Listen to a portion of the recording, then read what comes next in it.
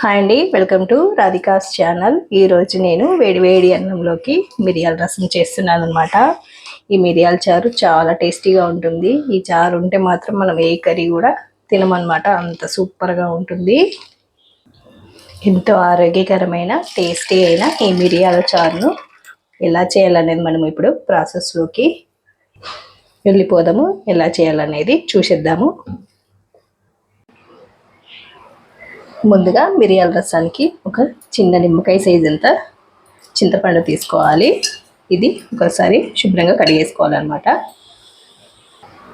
కడిగేసి కొంచెం వాటర్ వేసుకొని ఒక 10 నిమిషాల పాటు నాననివ్వాలి చింతపండుని. ఈలోపు మనము దీంట్లో కావాల్సిన మసాలా ప్రిపేర్ చేసుకుందాము. మిక్సీ జార్ తీసుకొని ఇందులోకి 1 టీ స్పూన్ మిరియాలు వేసుకోవాలి. 1 స్పూన్ జీలకర్ర కూడా వేసుకోవాలి. 1 టేబుల్ స్పూన్ ధనియాలు కూడా వేసుకోవాలి. ఒక 4 ఎండుమిరపకాయలు వేసుకోవాలి. ఒక 10 వరకు వెల్లుల్లి వేసుకోవాలి. కొంచెం మెంతులు వేసుకోవాలి. ఇప్పుడు మిక్సీ పట్టేసుకోవాలి. ఇప్పుడు ఇలా మిక్సీ చేసుకొని పక్కన పెట్టేసుకోవాలి.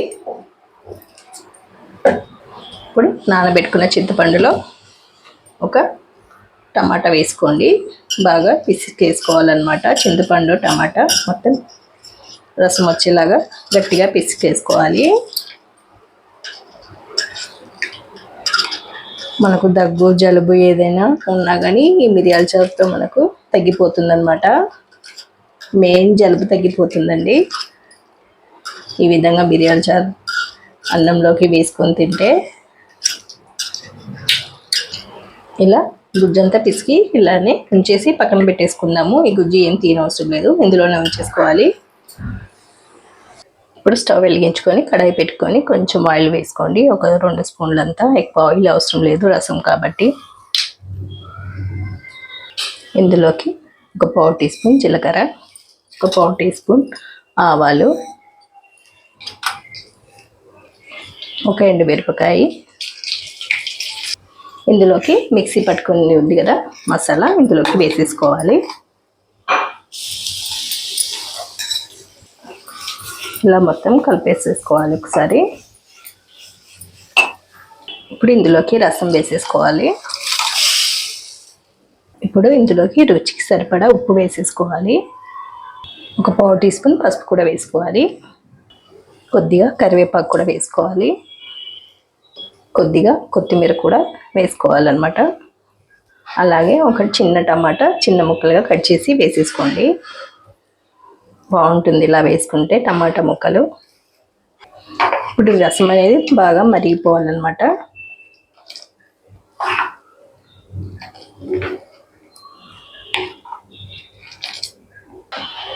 ఇప్పుడు ఇందులో మొత్తం కలిసినాక ఒకసారి ఉప్పు చెక్ చేసుకోండి. ఉప్పు సరిపోతే సరే, లేదంటే ఉప్పు వేసుకోండి. అలాగే పులుపు కూడా ఎక్కువ అనిపిస్తే కొంచెం వాటర్ వేసుకోండి.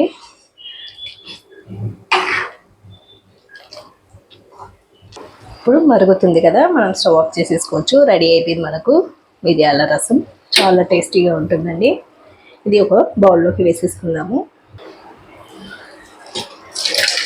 ఒక దాంట్లోకి వేసేసుకోవడమే, అంతే. మిరియాల రసం టేస్టీ అయినా. నచ్చినట్లయితే లైక్ చేయండి, షేర్ చేయండి, కామెంట్ పెట్టండి. మరిన్ని వీడియోస్ కోసం సబ్స్క్రైబ్ చేసుకోండి. పక్కనే ఉన్న బెల్ ఐకాన్ని క్లిక్ చేయండి. Thank you for watching. By.